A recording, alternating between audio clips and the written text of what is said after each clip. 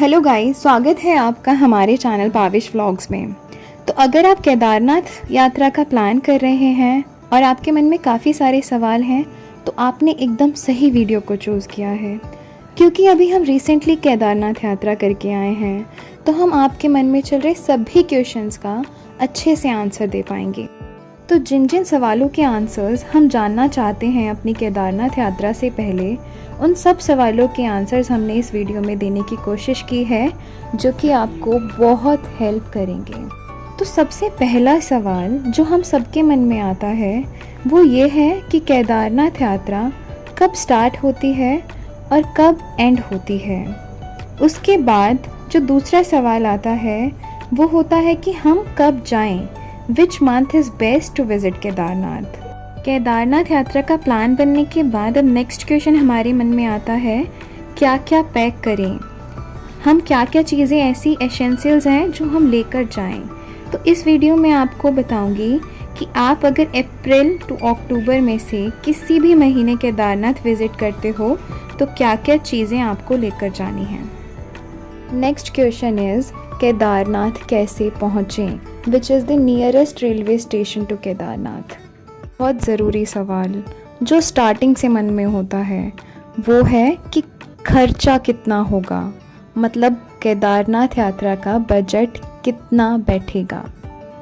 Next questions हैं कि हमें कहाँ रुकना है, क्या खाना है, होटल्स कैसे हैं, रुकने की फैसिलिटीज़ कैसी हैं, पैदल यात्रा शुरू करने का टाइम क्या है, कैसे शुरू करनी है, उन सब की जानकारी आपको आगे मिलेगी।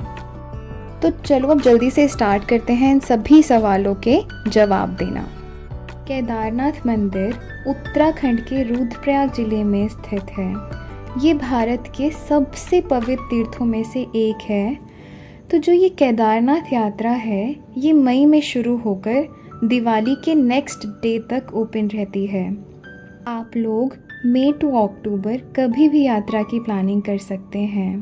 केदारनाथ यात्रा के इनिशियल डेज़ और एंडिंग डेज़ में आपको काफ़ी बर्फ़ देखने को मिलती है। हमारे अकॉर्डिंग केदारनाथ विज़िट करने का बेस्ट टाइम, बेस्ट मंथ मई या अक्टूबर है, क्योंकि जून से भक्तों की भारी भीड़ जाना शुरू हो जाती है। तो इससे वहाँ काफ़ी लंबी लाइंस का, दर्शन के लिए काफ़ी लंबी लाइनों का सामना करना पड़ जाता है। और जुलाई से सितंबर मॉनसून का महीना रहता है तो काफ़ी बारिश होती है, जो कि काफ़ी रिस्की भी हो सकती है। जाने वाले बहुत से श्रद्धालु जाते भी हैं, लेकिन अगर बेस्ट मंथ की बात की जाए तो मई या अक्टूबर मुझे बेस्ट लगते हैं केदारनाथ विज़िट करने के लिए। अब आते हैं पैकिंग पर। तो पैकिंग के लिए हमें सबसे पहले जो रखना है वो है रेनकोट। सेकंड हमें रखने हैं अपने विंटर के jackets, caps, muffler, extra socks, shawls and your clothes. Obviously वो तो आप रखेंगे ही।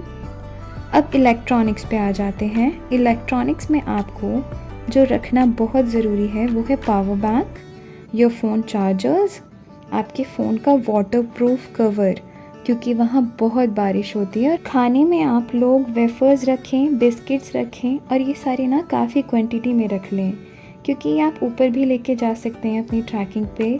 अगर आप एक्स्ट्रा प्राइस पे ख़रीद सकते हो तो कोई प्रॉब्लम नहीं है, लेकिन अगर आप कॉस्ट सेविंग अपनी यात्रा करना चाहते हो तो आप अपनी यहीं से ले जाओ, ताकि आपको एक्स्ट्रा पे करके ना ख़रीदना पड़े।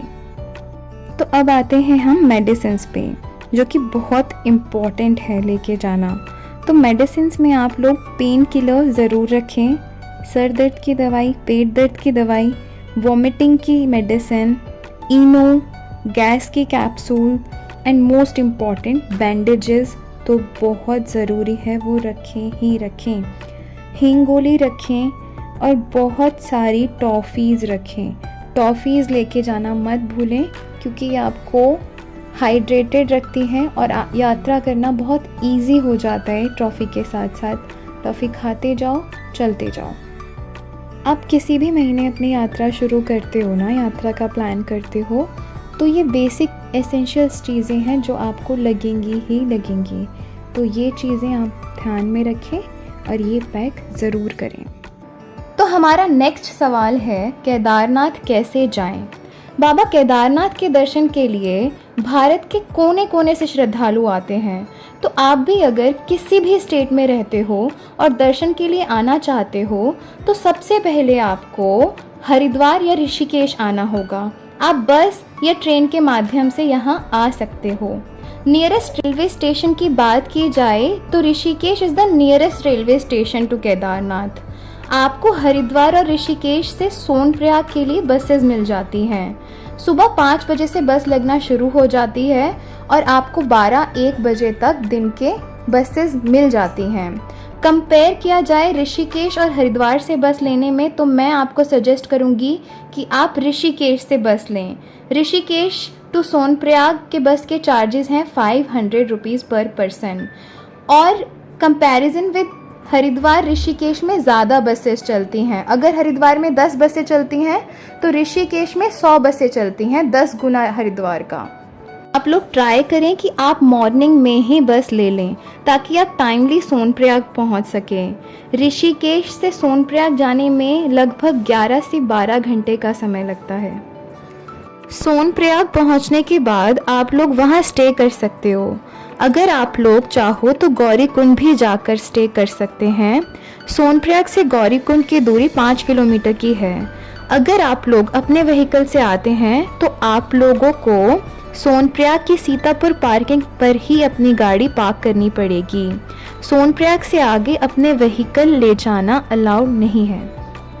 सोनप्रयाग से गौरीकुंड आपको वहाँ की लोकल टैक्सीज में जाना पड़ता है जिसका चार्ज 50 रुपये पर पर्सन के हिसाब से वो लोग लेते हैं।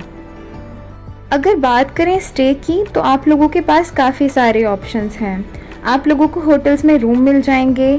गवर्नमेंट साइट पर जाकर आप GMVN के रूम्स बुक कर सकते हो और यहाँ काफ़ी सारे डॉर्मेट्रीज हॉल बने हुए हैं जिनका प्राइस 350 to 400 पर पर्सन के हिसाब से ये लोग चार्ज करते हैं।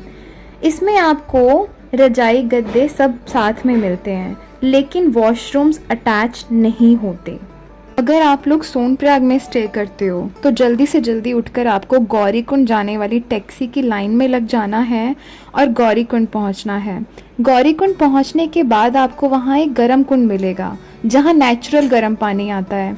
वहाँ उस गर्म कुंड में नहाकर आप अपनी ट्रैकिंग शुरू कर सकते हो और ट्राई करें कि ट्रैकिंग आप सुबह अर्ली इन द मॉर्निंग ही शुरू कर दें।